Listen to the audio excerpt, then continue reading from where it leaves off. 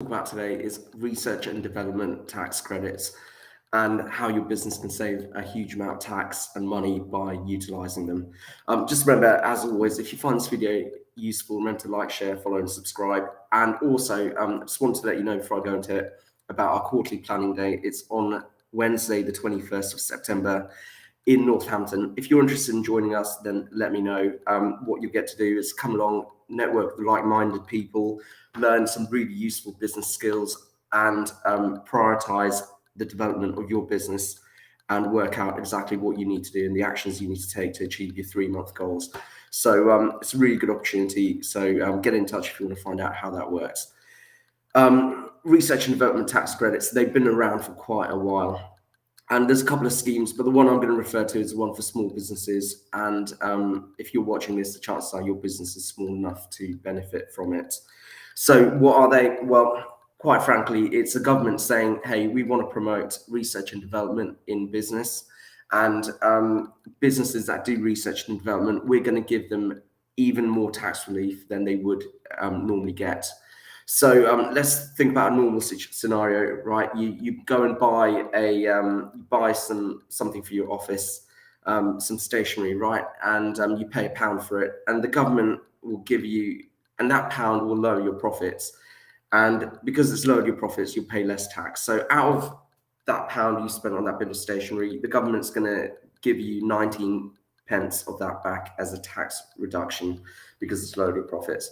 So what the R&D tax credit scheme does is, normally if you bought something for your business, it would lower your profits and give you 19 pence tax saving per pound. But what the R&D system does is it gives you a 43% tax saving.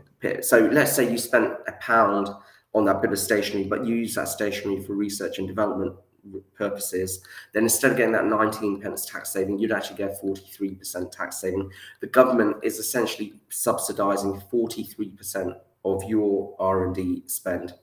So that's quite a lot of money, because if you're trying to up level your business and your industry and you're doing something different, and you can put it into a report, so you might not do it yourself, you might get someone to do it for you, but you can explain exactly what that is, why you overcame technological uncertainties, why it's a step change for your industry, what the risks were that you took. Then the government will say, okay, well, let's work. Why don't you work out everything you spent doing that? So you could, if you're the director of your business, you could apportion some of your time into that, because you're probably getting a salary. If you've got employees that were working on the project, you can put some of their salaries and associate it with that project. If you had to buy any particular equipment, software for that project, if you had to get subcontractors in to do bits of it, then the government, instead of giving you your usual 19p tax saving, they're going to give you that 43p tax saving. So it's a great way to get the government to subsidise the development of your business. There's a few things you've got to really work out.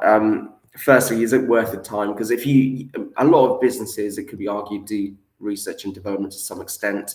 But if it's only a small amount, then the effort goes into producing a report for that might not be worth it. So that is one factor. And the chances are you're probably not going to do it yourself. So you've got to find someone trustworthy to do it for you. Most accountants don't do R&D tax claims. We don't do that, but we do know people that do. And what normally happens is that professional will work with you and understand what you've done in that project, put it into a report, work out the calculations behind the expenses on that project. And then what they then do is they then submit it to the government through the online system, and then they adjust your tax return to give you that tax saving as well. So that's typically how it works. Unfortunately, there are a lot of cowboys in that industry because it's completely unregulated. If they come along, completely mess up your claim, the government has up to a year after that it's been submitted to actually query it.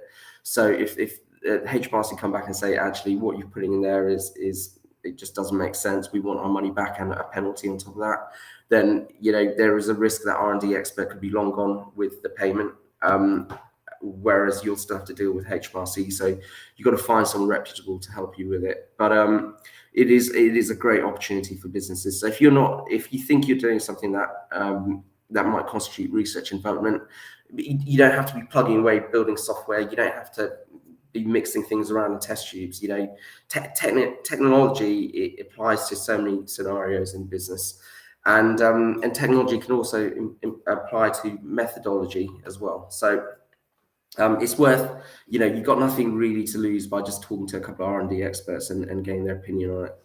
But if you found this video useful, remember to like, share, follow, and subscribe, and I will see you at the next video.